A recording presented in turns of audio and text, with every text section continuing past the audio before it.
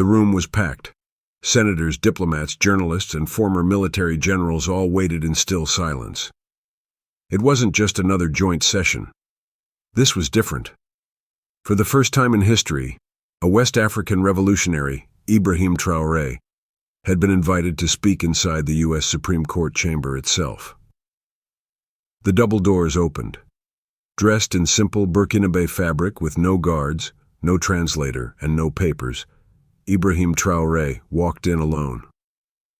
His calm presence seemed to hold the entire room in his hands. Everyone stood, except one man, Chief Justice John Roberts. He didn't flinch. He didn't look up. His hands were folded. The silence turned sharp. Cameras zoomed in. Whispers spread like wildfire. Was it a mistake? A message? An insult? But Traoré didn't stop walking. He stood before the justices and the world, not with anger, but with something stronger, grace. He looked directly at Roberts and gave him the faintest, knowing nod, then turned to the mic. The tension was electric. Everyone expected a reaction, but no one expected what would happen next. The speech he delivered wasn't on any script, and the moment that followed would shake the world. Traoré gripped the microphone gently. No written notes, no teleprompter, no translator. He looked into the crowd, into the faces of power, faces that had shaped wars, borders, and narratives. And with a soft, steady voice he began. I come not as a leader, but as a child of pain, a son of the soil that was traded, robbed, and rewritten. Silence. You could hear the breath of every person in the chamber. We were told that silence is peace. But silence has cost us mothers, children, and entire histories. Today, I break that silence. The gallery behind him stirred. A woman wiped a tear. Even the cameraman's hand shook slightly. When I was 7, I saw a man hanged in my village. He had asked for water and food. He got bullets, and the world stayed silent. The room tensed. But I am not here for revenge. I am here for remembrance, for truth, for dignity, and to remind this room, you are not God. No human is. Chief Justice Roberts finally looked up, their eyes locked. In that frozen second, something shifted, and then a clerk stepped forward, with a letter in trembling hands. The clerk looked unsure. It wasn't part of protocol, but the envelope was marked urgent and handwritten. A note from the public gallery, passed by an elderly man in uniform, now seated quietly behind the chamber's last row. The envelope read, To Ibrahim Traoré, please read this aloud. The judge gave a nod. Traoré opened it slowly. The paper was crumpled, the ink faded, but the words carved into the room like thunder. I am a retired U.S. Marine. I've been to Burkina Faso. I was one of the men who burned your village in '96. We thought we were helping, but we only left graves and ghosts. The room gasped. The soldier stood up, his face shaking with tears. He shouted, I'm sorry. I never knew. I believed what they told us. And for the first time, Traoré's voice cracked. He turned to the man and asked softly, Did they tell you we were human? The soldier fell to his knees. A camera flash went off. The whole world was watching. But what Traoré did next, no leader had ever done. Not in this room, not in this way, not ever. The room held its breath. The soldier, still on his knees, covered his face. His uniform was old, his medals dulled with age. But in that moment, he looked like a broken child, a man who had carried guilt for decades. Traoré stepped down from the podium. His shoes echoed against the marble floor. No one stopped him. No security moved. Even the justices watched in silence. He walked slowly toward the soldier. Then, gently, Ibrahim knelt down beside him. The air cracked with emotion. You were used, Traoré said, his voice barely above a whisper. And when they were done with you, they left you with pain they never claimed. He placed his hand on the soldier's shoulder. I forgive you, not because I forget, but because no healing can start with hate. The soldier sobbed uncontrollably. A journalist lowered her camera and cried openly. Justice Roberts looked away. But millions around the world watching live could feel something shift. A man from one of the poorest countries on earth had just shown more power than the highest court in the world. And yet, this was just the beginning, because someone else in that room had a secret. 3 rows behind the soldier, a woman sat frozen. Her name was Marianne Bell, former CIA analyst, now retired. She hadn't planned to attend that day, but something told her to come. Something about Traoré's visit had stirred memories she'd buried for 20 years. As Traoré returned to the podium, their eyes met. And in an instant, he remembered her too. It was 2003, Burkina Faso. She was one of the operatives sent to advise on intelligence. But she had seen things she was never meant to speak of. Marianne stood up. Everyone turned. Her hands were shaking, her voice trembling. Ibrahim, I was there, the night your uncle was taken. Gasps echoed through the room. Traoré blinked, but didn't speak. I tried to stop it. I couldn't. I begged them. I still see his face. Every night. She choked on her words. I was told you'd never make it, that your story would die in the dark. But here he was, alive, respected, changing the world. Marianne took something from her purse, a small photo, torn, burnt at the edge, and handed it to him. This was taken the night before. Traoré took it with both hands, and for the first time, he wept. Justice Roberts leaned forward, fingers clenched.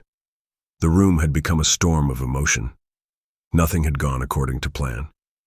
It wasn't law being spoken here anymore. It was truth. And Roberts, for the first time in decades, felt unsure of his place in the world. Not because of policy, not because of power, but because of one question that kept ringing in his mind. Why didn't I stand? As Traoré wiped his eyes, he turned once more toward the bench. Justice is not a title, he said. It is the courage to rise, when rising is hardest. Roberts's eyes flickered. I don't ask you to stand for me. I ask you to stand for truth. For the people who were never invited to this room, for the ones who never came back from the dark. Traoré paused. Because if this chamber cannot rise for them, then who will? The silence was thunderous. Roberts looked to his left, then to his right, and slowly, he pushed himself up. Not everyone followed. But he stood. The gesture was quiet, but the world felt it. And what came next would rattle even the White House. Backstage, a young aide named Daniel stood frozen. He had been tasked with coordinating the event, and everything had gone off script. There were no protocols for retired soldiers collapsing in tears. No policy for a Supreme Court justice rising mid-speech out of guilt. His phone buzzed. A direct call from the White House. Get him to stop, the voice said. End it now. Cut the mic. But Daniel couldn't move. His hands were trembling. Because like everyone else, he too was crying. Ibrahim Traoré wasn't yelling. He wasn't accusing. He was simply telling the truth no one had ever dared to say in that room. If you silence me now, Traoré said calmly, you don't silence a man. You silence millions who never had a mic. Daniel slowly lowered his phone, and for the first time in his career, he disobeyed a direct order. Let him speak, he whispered. Inside, the crowd began to murmur, not in discomfort, but in awakening. Because something strange was happening. People weren't just watching a speech. They were remembering who they were before the world told them to forget. Traoré held the burned photo Marianne Bell had given him. It was faded, damaged by time. But there, in black and white, stood his uncle, a teacher, a father, a village hero. smiling with young Ibrahim by his side. Traoré's voice shook as he addressed the courtroom. He taught me to believe in words, that stories could be weapons not for war, but for peace. Then he turned the photo around for all to see, and something unimaginable happened. One of the justices gasped. That man, I remember him. It was Justice Halden, the oldest on the bench. He was quiet, often overlooked. But now his face had gone pale. I was stationed in West Africa. I thought he was a rebel. We were told to fear him. He stood, eyes wet. He wasn't a rebel. He was a poet. He gave me water when my convoy broke down, and I signed off on the order that disappeared him. The room fell deathly silent. Two men, once worlds apart, now bound by a single photo, a single truth, and the aching question: how many others had disappeared? Quietly, unjustly, and without names. It started with a murmur, then a whisper, then something that felt like wind moving through the courtroom itself. The audience began to stand, one by one, quietly, not in applause, but in respect. From interns to diplomats, from senators to janitors. The energy had changed. Even those who had never heard of Burkina Faso now felt like they had bled its soil. Traoré stood still, tears streaming silently, his hands at his side. He wasn't begging, he wasn't asking. He was simply being, and that was the loudest statement of all. Then a woman from the press corps, holding a mic, asked tremblingly, "Mr. Traoré, why didn't you react when Justice Roberts refused to stand?" He turned softly. "Because the world taught us to react with fire, but my uncle taught me to respond with presence. And presence shakes more walls than rage." The walls of the chamber suddenly felt smaller. The room that had once silenced nations was now echoing with truth. But just as the world began to lean into hope, a sharp voice interrupted from the back, cold, commanding, American. "That's enough."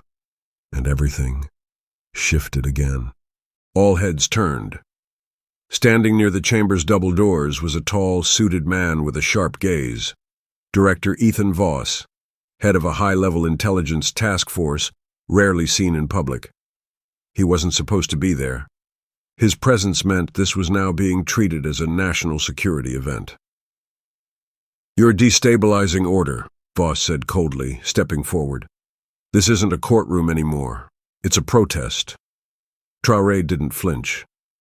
"If truth is a threat to order," he said softly, "then perhaps the order needs to be questioned." Gasps rippled through the gallery.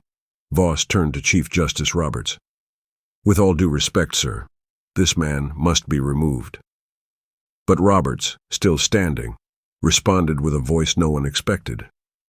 "He stays, and we listen, because I didn't stand before. But I'm standing now." The courtroom burst into stunned silence. Voss's jaw tightened. He looked around and realized he was now the only one still seated. Traoré returned to the microphone.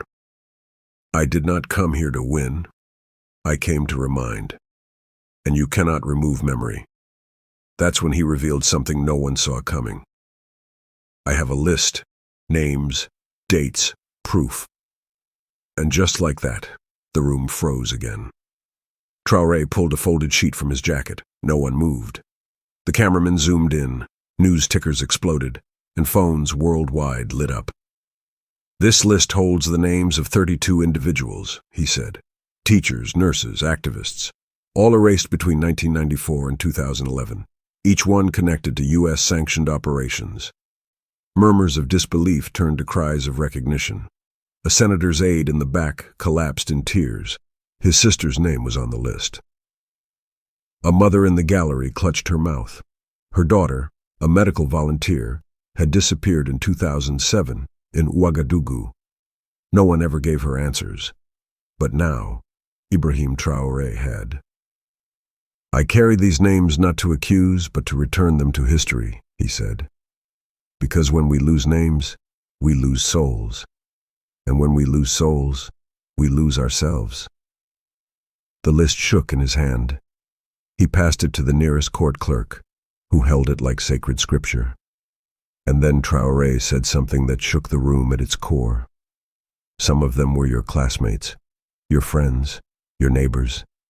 You just didn't know what became of them. Until now. Eyes widened, and one justice began to weep openly. Outside the courtroom, where guards stood with arms crossed and media crews crowded every hallway, a young girl held a cardboard sign. She couldn't have been older than 10. Her braids were neat, her dress worn but clean. The sign simply read, "My brother is on the list. Please let him be remembered." A journalist noticed her. He brought her to the door, but security tried to push her back, until Traoré, seeing her through the crack in the chamber's doors, paused his speech. "Let her in," he said firmly. The girl stepped forward barefoot, holding a laminated photo. It was her brother, Emmanuel, a student who vanished in 2008 after leading a peaceful youth march for clean water. No one ever found him. She looked up at Ibrahim and whispered, "Thank you for saying his name." He knelt and took the photo gently. "Now the world knows," he said, placing it on the podium beside the list. Everyone watched in silence. For the first time in Supreme Court history, a child had walked into the chamber and changed its air. And then she asked the question no one was ready for. "Will they say sorry?" Traoré's eyes filled, and then he turned to Roberts. The room was still. The little girl's question echoed across marble walls. "Will they say sorry?" Justice Roberts took off his glasses and slowly stepped down from the bench. The crowd gasped. No Chief Justice had ever left the bench during a session. He walked to the girl and knelt, his head bowed. "I don't know if I deserve to speak," he said quietly. "But I can't be silent anymore." He looked at Traoré, then at the girl. "I've signed decisions I didn't fully understand. I followed rules without asking who bled for them. Today I saw the faces. I saw Emmanuel. I saw what we erased." He paused. And then he said the word that had never been said in that chamber. "I'm sorry." The girl began to cry. Traoré placed a hand on her back, steadying her. The gallery wiped tears from their faces. Even the most hardened politicians couldn't look away. It wasn't just a courtroom anymore. It had become a place of reckoning. Outside, the crowds watching on jumbo screens clapped softly, hands over hearts. Inside, the list of 32 souls lay at the center of the courtroom.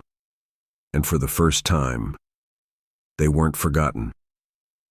As Justice Roberts turned to return to the bench, something slipped from the inside of his robe, a folded note. He looked down, startled. It wasn't his. He opened it slowly. It was old, faded, in pencil. The handwriting was unsteady, written by someone who had clearly suffered. Roberts read it aloud without thinking. "If you ever have the power to undo what they made you do, please do it, even if I'm not there." Everyone listened, breathless. At the bottom of the page was a name. Kwame Traoré. Traoré froze. His hand clutched the podium as the weight of the name hit him like thunder. "That's my father," he whispered. Justice Roberts staggered back. He had never read the note. It had been passed to him anonymously during a military review in 1999, buried under briefing papers. And now, 2 decades later, it had returned. At the exact moment when history demanded it. Traoré walked slowly toward Roberts. He didn't shout. He didn't accuse. Instead, he took the note, folded it, and whispered, "Now you understand why I came." Roberts nodded, eyes glassy. And in that second, a wall came down. The old soldier who had first knelt was still in the chamber, sitting quietly near the aisle. Tears streaked his face. He raised a trembling hand and asked to speak. Roberts nodded. He stood again, weakly, but with purpose. "I saw Emmanuel too," he said, "in 2008. He was holding a sign, not a weapon. He smiled at me, even though I pointed a gun at him." His voice cracked. "I told myself I was protecting peace, but peace doesn't need a rifle. It needs a voice."